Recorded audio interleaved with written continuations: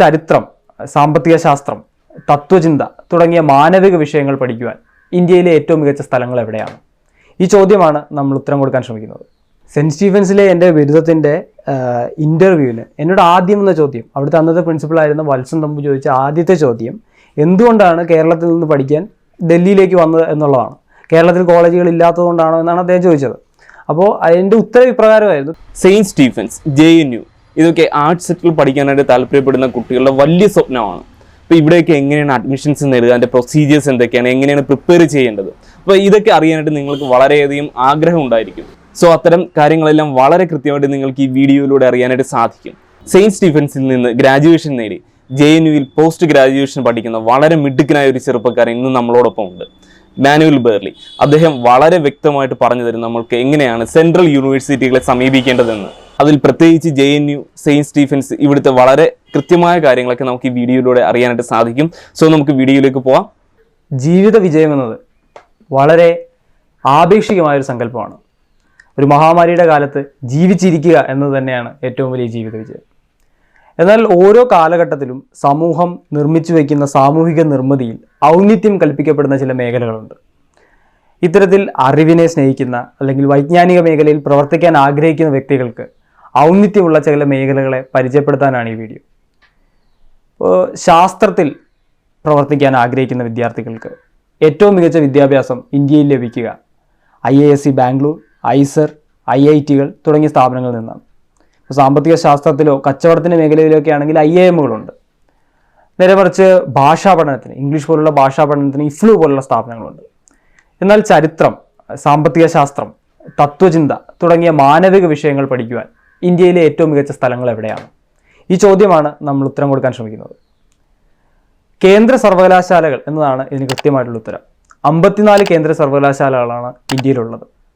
ഈ സർവകലാശാലകളിലേക്കുള്ള പ്രവേശനം ഏതാണ്ടൊക്കെ ഒരുപോലെയാണ്. പല തലങ്ങളിൽ നമുക്ക് പ്രവേശിക്കാം. ബിരുദത്തിൻ്റെ തലത്തിൽ പ്രവേശിക്കാം, ബിരുദാനന്തര ബിരുദത്തിൻ്റെ തലത്തിൽ പ്രവേശിക്കാം, ഗവേഷണത്തിൻ്റെ തലത്തിൽ പ്രവേശിക്കാം. ഇത്തരത്തിൽ ഇന്ത്യയിലെ മികച്ചത് എന്ന് അവകാശപ്പെടാവുന്ന 2 യൂണിവേഴ്സിറ്റികളിൽ, 2 സർവകലാശാലകളിൽ പഠനം പൂർത്തിയാക്കിയ ഒരു വ്യക്തിയാണ് ഞാൻ. ഒന്ന് ഡൽഹി യൂണിവേഴ്സിറ്റിയുടെ ഭാഗമായിട്ടുള്ള സെൻറ്റ് സ്റ്റീഫൻസ് കോളേജിലും 2 ജവഹർലാൽ നെഹ്റു യൂണിവേഴ്സിറ്റിയിലും. ഒരിടത്ത് എൻ്റെ ബിരുദവും മറ്റൊരിടത്ത് എൻ്റെ ബിരുദാനന്തര ബിരുദവുമാണ് ഞാൻ പൂർത്തിയാക്കിയത്.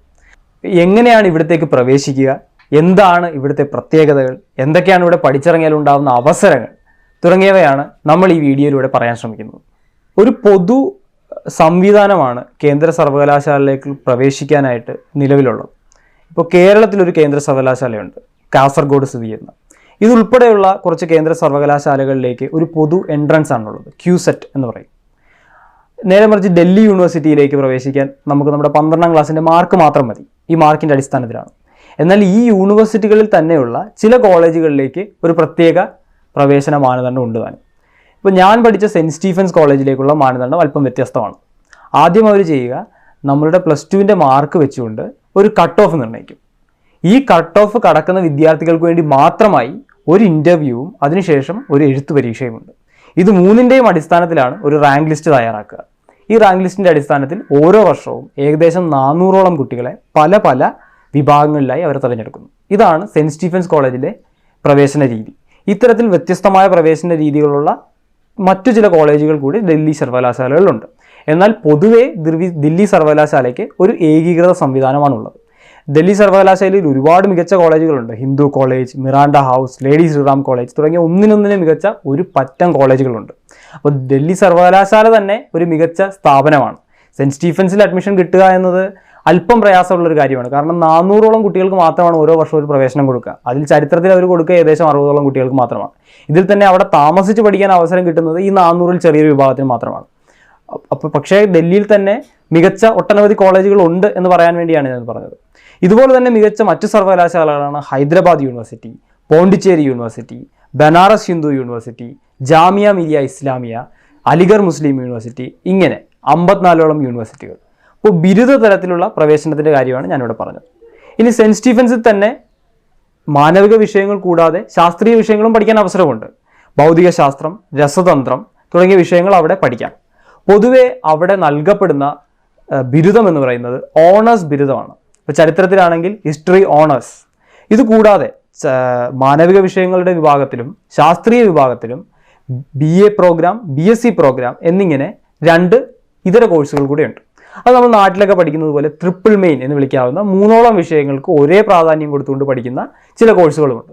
പൊതുവെ സിവിൽ സർവീസ് പോലുള്ള ലക്ഷ്യത്തിലേക്ക് പ്രവർത്തിക്കുന്നവർ BA പ്രോഗ്രാമും, നേരെ മറിച്ച് ഒരു സ്പെഷ്യലൈസേഷൻ തീരുമാനിക്കാനാവാതെ അവരുടെ ബിരുദത്തിലേക്ക് പ്രവേശിക്കുന്ന, ശാസ്ത്ര ബിരുദത്തിലേക്ക് പ്രവേശിക്കുന്ന കുട്ടികൾ BSc പ്രോഗ്രാം എടുത്ത് പഠിക്കാറാണ് പതിവ്. അപ്പോൾ ഇതാണ് സെൻറ്റ് സ്റ്റീഫൻസിൻ്റെ ഒരു രീതി. സെൻറ്റ് സ്റ്റീഫൻസ് 1888 രൂപീകൃതമായ ഒരു കോളേജാണ്. 1888 എന്ന് പറയുമ്പോൾ ദില്ലി സർവകലാശാല എന്ന നിലവിൽ വന്നിട്ടില്ല. ദില്ലി സർവകലാശാല നിലവിൽ വരുന്നത് 1922 1922 സ്ഥാപിതമായ ദില്ലി സർവകലാശാലയുടെ കീഴിലേക്ക് സെൻറ്റ് സ്റ്റീഫൻസിനെ പിന്നീട് കൂട്ടിച്ചേർക്കുകയാണ് ഉണ്ടായത്. സെൻറ്റ് സ്റ്റീഫൻസിന് ഒരു വളരെ വലിയ ചരിത്രമുണ്ട്. ഒട്ടേറെ പ്രഗത്ഭർ പഠിച്ചിറങ്ങിയ ഒരു വിദ്യാലയമാണത്. അപ്പോൾ ഇവിടെ പഠിച്ചിറങ്ങിയ വ്യക്തികളുടെ ഒരു പ്രാഗൽഭ്യം മനസ്സിലാക്കിയാൽ ഈ ഒരു വിദ്യാഭ്യാസ സ്ഥാപനത്തിൻ്റെ പ്രാഗൽഭ്യം എന്താണെന്ന് മനസ്സിലാവും. 2018 ഇന്ത്യയിലെ ഏറ്റവും ഔന്നിത്യമുള്ള 6 പോസ്റ്റുകൾ അലങ്കരിച്ചിരുന്നത് സെൻറ്റ് സ്റ്റീഫൻസിലെ പൂർവ്വ വിദ്യാർത്ഥികളാണ്. ഇന്ത്യയുടെ ചീഫ് ജസ്റ്റിസ് ആയിരുന്ന രഞ്ജൻ ഗൊഗോയ്, ഇന്ത്യയുടെ RBI ഗവർണറായിരുന്ന ശക്തികാന്ത ദാസ്, ഇന്ത്യയുടെ controller and auditor general, CBI director, finance secretary, NITI Aayog CEO തുടങ്ങിയ പോസ്റ്റുകളിലെല്ലാം ഇരുന്നിരുന്നത് സെൻറ്റ് സ്റ്റീഫൻസിലെ പൂർണ്ണ വിദ്യാർത്ഥികളാണ്. പാകിസ്ഥാൻ്റെ പ്രധാനമന്ത്രിയായിരുന്ന സിയാഉൽ ഹക്ക്, ഭൂട്ടാൻ പ്രധാനമന്ത്രിയായിരുന്ന ജിഗ്മെ താൻലി തുടങ്ങിയ പ്രമുഖ വ്യക്തികളും അവിടെ പഠിച്ചിട്ടുണ്ട്. ഇപ്പം നിലവിൽ നമുക്ക് ഏറ്റവും സുപരിചിതമായിട്ടുള്ള ശശി തരൂർ, രാഹുൽ ഗാന്ധി, സച്ചിൻ പൈലറ്റ് തുടങ്ങിയ വ്യക്തികളും അവിടുത്തെ വിദ്യാർത്ഥികളാണ്. സ്വാതന്ത്ര്യ സമരകാലത്ത് വളരെ ഇന്ത്യൻ സ്വാതന്ത്ര്യ സമരത്തിന് വേണ്ടി ഒരുപാട് പ്രയത്നിച്ച ലാലാ ഹർദയാൾ അല്ലെങ്കിൽ ഖുഷ്വന്ത് സിംഗ് തുടങ്ങിയ പ്രശസ്തരായ വ്യക്തികളും ഇവിടുത്തെ വിദ്യാർത്ഥികളാണ്.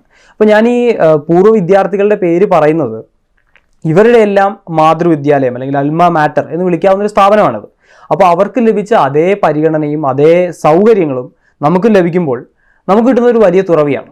ആ ഒരു കാര്യം വ്യക്തമാക്കാൻ വേണ്ടി മാത്രമാണ് ഈ ഒരു ലിസ്റ്റ് ഞാനിവിടെ അവതരിപ്പിച്ചത്. അല്ലാതെ അതിന് ഒരു മാജിക്കൽ പില്ലെന്ന് പറയാവുന്ന ഒരു സംഗതി അവിടെ ഇല്ല. എന്നിരുന്നാലും എന്താണ് ഇവിടെ പഠിക്കുമ്പോൾ കിട്ടുന്ന അവസരങ്ങൾ, സാധ്യതകളെന്ന് ആരെങ്കിലും ചോദിച്ചു കഴിഞ്ഞാൽ ഇവിടെ പഠിച്ചിറങ്ങിയ വിദ്യാർത്ഥികൾ കാണിച്ചു തന്ന വഴി തന്നെയാണ് എന്ന് നമുക്ക് നിസ്സംശയം പറയാം. ഇനി സെൻറ്റ് സ്റ്റീഫൻസിൽ നിന്ന് JNUവിലേക്ക് വരുമ്പോൾ കുറച്ച് വ്യത്യാസങ്ങളൊക്കെ ഉണ്ട്.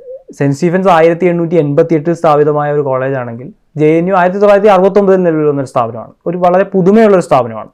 എന്നാൽ വാർത്തകളിൽ സ്ഥിരം നിറഞ്ഞു നിൽക്കുന്ന ഇന്ത്യയുടെ ബൗദ്ധിക കേന്ദ്രം എന്നൊക്കെ അറിയപ്പെടുന്ന ഒരു സ്ഥാപനമാണ്. JNU ഒരു കേന്ദ്ര സർവകലാശാലയാണ്. JNU എന്ന് പറയുന്നത് ഒരു കോളേജല്ല, ഒരു സർവകലാശാലയാണ്. അതിൻ്റെ ഒരു വിഭജനം എന്ന് പറയുന്നത് അതിനെ പല പല സ്കൂളുകളായി തിരിച്ചിരിക്കുന്നു. സ്കൂൾ ഓഫ് സോഷ്യൽ സയൻസസ് തുടങ്ങി പല പല സ്കൂളുകളുണ്ട്. ഈ സ്കൂളുകളുടെ കീഴിൽ ഓരോ സെൻറ്ററുകളുണ്ട്. ഇപ്പോൾ ഞാനവിടെ പഠിച്ചത് സെൻറ്റർ ഫോർ ഹിസ്റ്റോറിക്കൽ സ്റ്റഡീസിലാണ്. ഞാൻ പഠിച്ച വിഷയം മധ്യകാല ഭാരത ചരിത്രമാണ്. അപ്പോൾ ഞാൻ വരുന്നത് സെൻറ്റർ ഫോർ ഹിസ്റ്റോറിക്കൽ സ്റ്റഡീസിന് കീഴിലാണ്. ഇതുപോലെ സെൻറ്റർ ഫോർ എക്കണോമിക് സ്റ്റഡീസ് ഉണ്ട്, centre for politics and international relations ഉണ്ട്, സെൻറ്റർ ഫോർ സോഷ്യൽ മെഡിസിൻ ഉണ്ട്. അപ്പോൾ ഇങ്ങനെ പല പല സെൻറ്ററുകളുണ്ട്. ഓരോ സെൻറ്ററുകളിലേക്കും നമ്മൾ പല രീതിയിലേക്ക് അപ്ലൈ ചെയ്യണം. ഇപ്പോൾ ബിരുദ തലത്തിലുള്ള പ്രവേശനമാണെങ്കിൽ വളരെ ലളിതമായൊരു രീതിയാണ്, ഒരു എൻട്രൻസ് ആണ് ബിരുദത്തിനുള്ള പ്രവേശനം. നിലവിലത് നാഷണൽ ടെസ്റ്റിംഗ് ഏജൻസിയാണ് നടത്തുന്നത്. കുറച്ച് വർഷങ്ങൾക്ക് മുൻപ് വരെ അത് നടത്തിക്കൊണ്ടിരുന്നത് JNU നേരിട്ടാണ്. അത് വളരെ എഴുത്തു പരീക്ഷയായിരുന്നു മുമ്പ്. ഇപ്പോൾ ഇതൊരു ഒബ്ജക്റ്റീവ് ടൈപ്പ്, ഒരു MCQ രീതിയിലാണ് നിലവിൽ നടത്തിക്കൊണ്ടിരിക്കുന്നത്. NDA ആണ്, ഒരു കമ്പ്യൂട്ടർ ബേസ്ഡ് ടെസ്റ്റാണ് നിലവിൽ JNU നടത്തുന്നത്. അപ്പോൾ ഇതാണ് ബിരുദത്തിൻ്റെ പ്രവേശന രീതി. ബിരുദാനന്തര ബിരുദം JNUവിൽ ചില കോഴ്സുകൾക്ക് മാത്രമേ ഉള്ളൂ. വിദേശ ഭാഷാ പഠനത്തിന് വേണ്ടി മാത്രമാണ് JNUവിൽ ബിരുദമുള്ളത്. അല്ലാതെ മറ്റൊരു കോഴ്സുകൾക്കും JNUവിൽ നമുക്ക് ബിരുദം പഠിക്കാൻ പറ്റില്ല. അപ്പോൾ കേരളത്തിലൊക്കെ ബിരുദം പൂർത്തിയാക്കിയ ശേഷം JNUവിനെ കുറിച്ച് ചിന്തിക്കുന്നതായിരിക്കും നല്ലത്. ബിരുദാനന്തര ബിരുദത്തിന് ഞാൻ ഈ പറഞ്ഞതുപോലെ ഒരു എൻട്രൻസ് മാത്രമാണുള്ളത്. ഇതിനുശേഷം MPhil, PhD തുടങ്ങിയ വിഭാഗങ്ങളിലേക്ക് പോകണമെന്നുണ്ടെങ്കിൽ നമ്മൾ ഇൻ്റർവ്യൂ ക്ലിയർ ചെയ്യേണ്ടതായിട്ടുള്ള ആവശ്യമുണ്ട്. അതുപോലെ തന്നെ നമ്മുടെ തീസിസ് അക്സെപ്റ്റ് ചെയ്യേണ്ടതായിട്ടുള്ള ഒരു ആവശ്യം കൂടെ വരുന്നുണ്ട്. JNU സെൻറ്റ് സ്റ്റീഫൻസിനെ അപേക്ഷിച്ച് നോക്കുമ്പോൾ വളരെ വലിയൊരു സർവകലാശാലയാണ്. ഏകദേശം 8000-ഓളം കുട്ടികൾ പഠിക്കുന്നുണ്ട്. സെൻറ്റ് സ്റ്റീഫൻസിൽ ഒരു സമയം കൂടിപ്പോയത് 1200 കുട്ടികളുണ്ടാവുള്ളൂ. JNUവിൽ 8000-ഓളം കുട്ടികളുണ്ടാവും. ഗവേഷണ വിദ്യാർത്ഥികളും ബിരുദധാരികളും എല്ലാം ഉള്ള ഒരു വളരെ വ്യത്യസ്തമായൊരു സ്ഥലമാണ് JNU.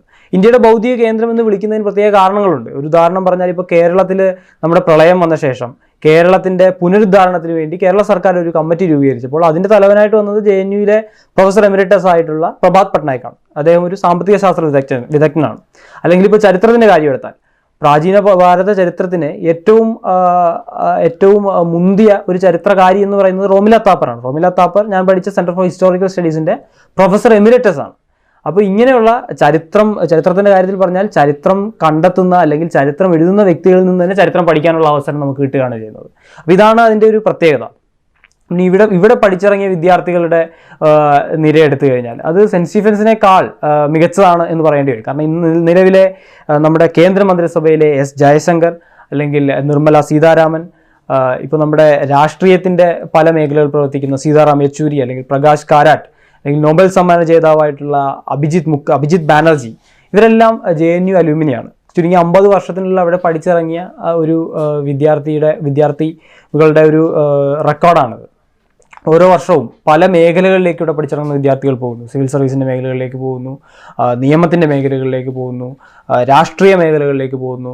ഇപ്പോൾ ജോൺ ബ്രിട്ടാസ്, നമ്മുടെ നിലവിൽ MP ആയിട്ടിരിക്കുന്ന, കേരളത്തിലെ എല്ലാവർക്കും പരിചയമുള്ള ജോൺ ബ്രിട്ടാസ് ഒരു JNU അലൂമിനിയാണ്. തോമസ് ഐസക് ഒരു JNU പൂർവ്വ വിദ്യാർത്ഥിയാണ്. അപ്പോൾ JNUവിനും ഈ പറഞ്ഞതുപോലെ ഒരു എൻട്രൻസ് ആണ്. ഇവിടെ ഇപ്പോൾ JNUവിനെ കുറിച്ച് അല്ലെങ്കിൽ സെൻറ്റ് സ്റ്റീഫൻസിനെ കുറിച്ച് അല്ലെങ്കിൽ എല്ലാ കേന്ദ്ര സർവകലാശാലകളെ കുറിച്ച് പറയുമ്പോൾ ഇവിടെയൊക്കെ പഠിക്കാൻ ആഗ്രഹിക്കുന്ന വിദ്യാർത്ഥികൾ ചെയ്യേണ്ട ഒരു ഒറ്റ കാര്യമുള്ളൂ. ഇവിടെ ഈ സ്ഥാപനങ്ങളുടെ എല്ലാം വെബ്സൈറ്റുകളുണ്ട്. ഈ വെബ്സൈറ്റുകൾ സ്ഥിരം സന്ദർശിച്ചുകൊണ്ടിരിക്കുക. കാരണം ഓരോ വർഷവും ഇവർ വിളിക്കുന്ന സമയം മാറാറുണ്ട്. ഇപ്പോൾ JNUവിൻ്റെ ഉദാഹരണം പറഞ്ഞാൽ ഡിസംബറിൽ എൻട്രൻസ് നടത്തിയിരുന്ന ഒരു കാലഘട്ടമുണ്ട്. പിന്നീട് മാറി ജൂണിൽ എൻട്രൻസ് നടത്താൻ തുടങ്ങി. കോവിഡിൻ്റെ പശ്ചാത്തലത്തിൽ വന്നപ്പോൾ വീണ്ടും ഈ കാലയളവിൽ വ്യത്യാസം ഉണ്ടായി. അപ്പോൾ ഇന്ന കാലയളവിൽ ഇവിടെ എൻട്രൻസ് നടക്കും എന്നൊരു നിശ്ചിത സമയം നമുക്ക് പറയാൻ കുറച്ച് ബുദ്ധിമുട്ടാണ്, പ്രത്യേകിച്ച് കോവിഡിൻ്റെ ഒരു സാഹചര്യത്തിൽ. അപ്പോൾ സ്ഥിരമായി ഈ സർവകലാശാലകളുടെ വെബ്സൈറ്റുകൾ സന്ദർശിച്ചുകൊണ്ടിരിക്കുക. ഞാൻ നേരത്തെ പറഞ്ഞതുപോലെ കേരള കേന്ദ്ര സർവകലാശാല ഉൾപ്പെടെയുള്ള 11ഓളം സർവകലാശാലകൾക്ക് ഒരു കേന്ദ്രീകൃത എൻട്രൻസ് ഉണ്ട്, QCET. നേരെ മറിച്ച് ഡൽഹി യൂണിവേഴ്സിറ്റിയുടെ സംവിധാനം വേറെയാണ്, ഹൈദരാബാദ് യൂണിവേഴ്സിറ്റിയുടെ സംവിധാനം വേറെയാണ്. ഇപ്പോൾ നമ്മളുടെ പുതിയ വിദ്യാഭ്യാസ നയം അനുസരിച്ച് ഈ എല്ലാ സർവകലാശാലകളുടെയും പ്രവേശനം ഒരൊറ്റ ഏജൻസിക്ക്, നാഷണൽ ടെസ്റ്റിംഗ് ഏജൻസിയുടെ കീഴിലേക്ക് കൊണ്ടുവരാൻ കേന്ദ്ര സർക്കാരിൻ്റെ ചില ശ്രമങ്ങൾ നടക്കുന്നുണ്ട്. ചിലപ്പോൾ അത് വന്നേക്കാം കുറച്ച് വർഷങ്ങൾക്കുള്ളിൽ. എന്നാൽ നിലവിൽ ഈ സംവിധാനങ്ങൾ വ്യത്യസ്തമാണ്. അപ്പോൾ ഇവിടെ താല്പര്യപ്പെടുന്ന ഒരു വിദ്യാർത്ഥി ചെയ്യേണ്ടത് ഇവരുടെ എല്ലാം വെബ്സൈറ്റുകൾ വളരെ കൃത്യമായ ഒരു ഇടവേളയിൽ സന്ദർശിച്ചുകൊണ്ടിരിക്കുക എന്നത് മാത്രമാണ് ഇവിടെ ചെയ്യാനുള്ളത്. അപ്പോൾ ഇതൊക്കെയാണ് കേന്ദ്ര സർവകലാശാലയുടെ വിശേഷങ്ങളും ഇവിടേക്കുള്ള പ്രവേശനത്തിൻ്റെ സാധ്യതകളും. ഇനി വിദ്യാഭ്യാസം എന്നുള്ള ഒരു പൊതുസങ്കല്പത്തെക്കുറിച്ചൊരു കാര്യം കൂടെ പറഞ്ഞുകൊണ്ട് നിർത്താം.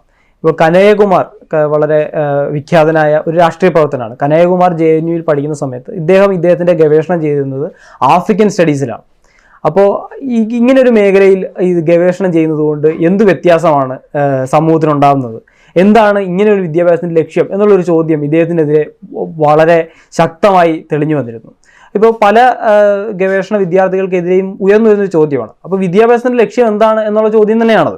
അപ്പോൾ വിദ്യാഭ്യാസത്തിൻ്റെ ലക്ഷ്യം തൊഴിൽ മാത്രമല്ല എന്നുള്ളതാണ് അതിനുള്ള ഉത്തരം. എംപ്ലോയബിലിറ്റി അല്ല വിദ്യാഭ്യാസത്തിൻ്റെ ഒരു ഉദ്ദേശം. ഇപ്പോൾ പേരില്ലാത്ത വ്യക്തികളുണ്ട്, ഇപ്പോൾ തകഴിയുടെ തോട്ടിയുടെ മകനിൽ പറയുന്ന പോലെ തോട്ടിയെ തോട്ടി എന്നും തോട്ടിയുടെ മകനെ തോട്ടിയുടെ മകനും എന്നാണ് പറയുന്നത്. അപ്പോൾ അവർക്കൊരു പേരില്ല.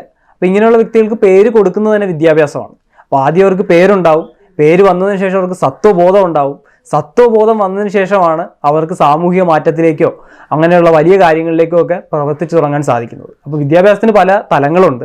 അപ്പോൾ ഇതെല്ലാം അറിവിൻ്റെ ഉദ്ദേശം തന്നെയാണ്. അപ്പോൾ നമ്മൾ പ്ലേസ്മെൻറ്റ് മാത്രം നോക്കി അല്ലെങ്കിൽ തൊഴിൽ സാധ്യത മാത്രം നോക്കി വിദ്യാഭ്യാസ സ്ഥാപനങ്ങളെ തിരഞ്ഞെടുക്കേണ്ട ആവശ്യമില്ല. അറിവ് വരുമ്പോൾ മൊത്തത്തിലുള്ള വ്യക്തിയുടെ ചിന്താതലമാണ് വികസിക്കുന്നത് എന്നാണ് ഇവിടെ ഞാൻ പറയാൻ ശ്രമിക്കുന്നത്. ഇപ്പോൾ കഴിവ് കൊണ്ട് മാത്രം ഒരാൾ, ഞാൻ നേരത്തെ പറഞ്ഞതുപോലെ, ഒരു സാമൂഹ്യ വ്യവസ്ഥയുടെ ഔന്നിത്യത്തിൽ എത്തണം എന്ന് വലിയ നിർബന്ധമൊന്നുമില്ല. കഴിവിനോടൊപ്പം അവസരം വേണം. When talent means opportunity then it becomes success എന്ന് പറയാറുണ്ട്. അപ്പോൾ ഈ അവസരം വരണമെന്നുണ്ടെങ്കിൽ കൃത്യമായൊരു മാർഗ്ഗനിർദ്ദേശത്തിൻ്റെ ആവശ്യമുണ്ട്. ഇപ്പോൾ ഒരു ഉദാഹരണത്തിന്, ഞാൻ സെൻറ്റ് സ്റ്റീഫൻസ് സ്വപ്നം കണ്ടു തുടങ്ങുന്ന ഒരു കാലഘട്ടത്തിൽ എന്നോട് ഒരാളിങ്ങനെ പറഞ്ഞു, ഇങ്ങനെ സെൻറ്റ് സ്റ്റീഫൻസ് എന്നൊരു കോളേജുണ്ട്, വളരെ മികച്ച കോളേജാണ്, വളരെ മികച്ച വ്യക്തികൾ പഠിച്ചൊരു കോളേജാണ്, ഇവിടെ ചെന്ന് കഴിഞ്ഞാൽ വലിയൊരു തുറവ് കിട്ടുമെന്നൊക്കെ പറഞ്ഞു. പക്ഷേ ഇവിടെ പഠിച്ച ഒരു വ്യക്തിയെപ്പോലും ഞാൻ കണ്ടിട്ടുണ്ടായിരുന്നില്ല. എങ്ങനെ ഇവിടെ പ്രവേശിക്കാമെന്നതിനെക്കുറിച്ച് എനിക്ക് വലിയ ധാരണയൊന്നും ഉണ്ടായിരുന്നില്ല. അങ്ങനെ ഇരിക്കുമ്പോൾ വളരെ യാദൃശ്ചികമായിട്ട് മലയാള മനോരമ നടത്തിയ ഒരു പുസ്തക നിരൂപണ മത്സരത്തിൽ ഞാൻ പങ്കെടുക്കുകയും എൻ്റെ ഒരു ബാല്യകാല സഖി എന്ന പുസ്തകത്തെക്കുറിച്ചുള്ള ഒരു നിരൂപണം അയച്ചു കൊടുക്കുകയും അതിന് സമ്മാനം ലഭിക്കുകയും ചെയ്തു. ഈ സമ്മാനം സ്പോൺസർ ചെയ്തിരുന്നത് ആൻ്റണി M. ജോൺ എന്ന് പറയുന്ന ഒരു വ്യക്തിയാണ്, ആലപ്പുഴക്കാരനാണ്.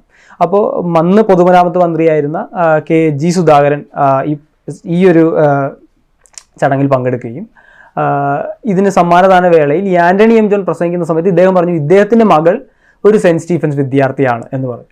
അപ്പോൾ അങ്ങനെയാണ് ഞാൻ ആദ്യമായിട്ട് സെൻറ്റ് സ്റ്റീഫൻസ് പഠിക്കുന്ന ഒരു വിദ്യാർത്ഥിനിയെ കാണുന്നത്. അങ്ങനെ അദ്ദേഹവുമായി ഞാൻ ബന്ധപ്പെടുന്നു, ഇവിടുത്തെ സാധ്യതകൾ ചോദിച്ച് മനസ്സിലാക്കുന്നു, എങ്ങനെ പ്രവേശിക്കാമെന്നതിനെക്കുറിച്ചൊക്കെയുള്ള ധാരണ ഉണ്ടാക്കിയെടുക്കുന്നു, എന്നിട്ട് അവിടേക്ക് ചെല്ലുന്നു. അപ്പോൾ ഇതെല്ലാവർക്കും സംഭവിക്കണമെന്നൊന്നും ഒരു നിർബന്ധമില്ല, ഈ ഒരു ആദർശികത. അപ്പോൾ ഇവിടെ പഠിച്ച വിദ്യാർത്ഥികളെ കാണുക എന്നത് നമുക്കും ഇത് സാധിക്കും, അല്ലെങ്കിൽ അവരോട് ഇടപഴകുമ്പോൾ ഇത് നമുക്കും ചെയ്യാവുന്നൊരു കാര്യമാണ് എന്നുള്ളൊരു ബോധം പൊതു സമൂഹത്തിലേക്ക് എത്തിക്കുക. പ്രത്യേകിച്ച് ഇവിടേക്കൊക്കെ താല്പര്യപ്പെടുന്ന എന്നാൽ ഇതിൻ്റെ കാര്യങ്ങൾ അറിയാതെ ഒരു പ്രത്യേക വിഭാഗത്തിന് മാത്രം പ്രാപ്യമായൊരു കാര്യമാണെന്ന് വിചാരിക്കുന്ന കുട്ടികൾക്ക് ഇങ്ങനെയൊരു തുറവി ലഭിക്കുന്നത് വളരെ ഉപകാരപ്രദമാകും. ഇപ്പോൾ കേരളത്തിലെ പ്രത്യേക സാഹചര്യം എടുത്തു കഴിഞ്ഞാൽ കേന്ദ്ര സർവകലാശാലയിലേക്ക് കുട്ടികൾ ഒരുപാട് വരുന്നുണ്ട്. എന്നാൽ ആലപ്പുഴയിൽ നിന്നൊക്കെ വരുന്ന കുട്ടികളുടെ എണ്ണം വളരെ പരിമിതമാണ്. പ്രത്യേകിച്ച് ആലപ്പുഴയുടെ തീരമേഖലയിൽ നിന്ന് വരുന്ന കുട്ടികളുടെ എണ്ണം വളരെ പരിമിതമാണ്. കൂടുതലും മലബാർ മേഖലയിൽ നിന്നുള്ള കുട്ടികളാണ് കേന്ദ്ര സർവകലാശാലയിലേക്ക് വരാം. അപ്പോൾ അവിടെ പഠിക്കുന്ന വിദ്യാർത്ഥികളുണ്ട്. ഈ ഒരു വിദ്യാർത്ഥികളുടെ തലമുറ അവിടുത്തെ അടുത്ത തലമുറയെ പ്രചോദിപ്പിക്കുകയാണ്. അതുകൊണ്ട് തന്നെയാണ് ഇത്തരത്തിലുള്ള വീഡിയോ ഞാൻ ചെയ്യാനുള്ള കാരണം തന്നെ. കാരണം ഇവിടെ പഠിച്ച ഒരു വിദ്യാർത്ഥിയെ കാണുക, അയാളോട് തങ്ങളുടെ സംശയങ്ങൾ നേരിട്ട് ചോദിക്കുക എന്നൊരു സ്പാർക്ക് ഏതെങ്കിലും ഒരു കുട്ടിയുടെ മനസ്സിൽ തോന്നുകയാണെങ്കിൽ അയാൾക്ക് വേണ്ടി ഞാൻ എൻ്റെ എല്ലാ സജഷൻസും കൊടുക്കാനായിട്ട് തൽപരനാണ്. അതുകൊണ്ട് തന്നെ ഈ വീഡിയോയുടെ താഴെ എൻ്റെ ഇമെയിൽ ID കൊടുക്കുന്നുണ്ട്, എൻ്റെ ഫോൺ നമ്പർ കൊടുക്കുന്നുണ്ട്. നിങ്ങൾക്ക് ഏത് വിധേനയും എന്നെ ബന്ധപ്പെടാം. ഇവിടെയുള്ള പ്രവേശനത്തിൻ്റെ കാര്യങ്ങൾ എന്നെക്കൊണ്ടാവുന്ന രീതിയിൽ ഞാൻ സംശയങ്ങൾ ദൂരീകരിക്കാം. ഇവിടെ പഠിച്ച മറ്റു വിദ്യാർത്ഥികളുമായി നിങ്ങളെ ബന്ധിപ്പിക്കാം. ഇങ്ങനെയുള്ള സഹായങ്ങളെല്ലാം ചെയ്യാൻ സാധിക്കുന്നതാണ്. അപ്പോൾ ഇതൊക്കെയാണ് കേന്ദ്ര സർവകലാശാലകളിലെ വിശേഷങ്ങൾ.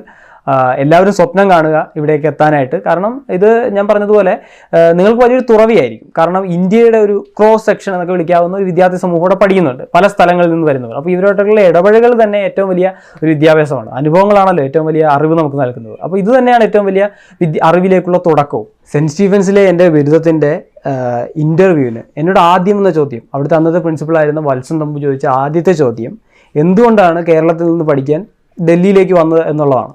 കേരളത്തിൽ കോളേജുകൾ ഇല്ലാത്തതുകൊണ്ടാണോ എന്നാണ് അദ്ദേഹം ചോദിച്ചത്. അപ്പോൾ അതിൻ്റെ ഉത്തരം ഇപ്രകാരമായിരുന്നു: കേരളത്തിലൊരു സെൻറ്റ് സ്റ്റീഫൻസ് ഇല്ലാത്തത് കൊണ്ടാണ് എന്നതായിരുന്നു എൻ്റെ ഉത്തരം. അപ്പോൾ കേരളത്തിൽ നമുക്ക് ഇത്തരത്തിലുള്ള കോളേജുകൾ ഇല്ല എന്നുള്ളൊരു വാസ്തവം തന്നെയാണ്. കേരളത്തിൻ്റെ അടിസ്ഥാന വിദ്യാഭ്യാസ മേഖല ശക്തമാണെങ്കിലും കേരളത്തിൽ ഉന്നത വിദ്യാഭ്യാസ മേഖലയിൽ നമുക്കൊരു JNU ഒരു സെൻറ്റ് സ്റ്റീഫൻസോ ഒന്നും കാണാൻ സാധിക്കുകയില്ല. അതുകൊണ്ട് തന്നെ അത്തരം സ്ഥാപനങ്ങൾ ഇവിടെ വരുന്നതുവരെ ഇത്തരം കേന്ദ്ര സർവകലാശാലകളിലേക്ക് നമ്മൾ പോകേണ്ടതിൻ്റെ ആവശ്യമുണ്ട്. അപ്പോൾ മാനവിക വിഷയങ്ങളിൽ താല്പര്യമുള്ളവർ, ഈ വിഷയങ്ങളിൽ ഇന്ത്യക്ക് പുറത്തേക്ക് കൂടെ വ്യാപിക്കാൻ താല്പര്യമുള്ളവർക്കൊക്കെ നല്ല ഒരു പ്രാഥമിക കേന്ദ്രമാണ് ഇത്തരത്തിലുള്ള കേന്ദ്ര സർവകലാശാലകൾ എന്ന് പറഞ്ഞുകൊണ്ട് ഞാൻ നിർത്തുന്നു.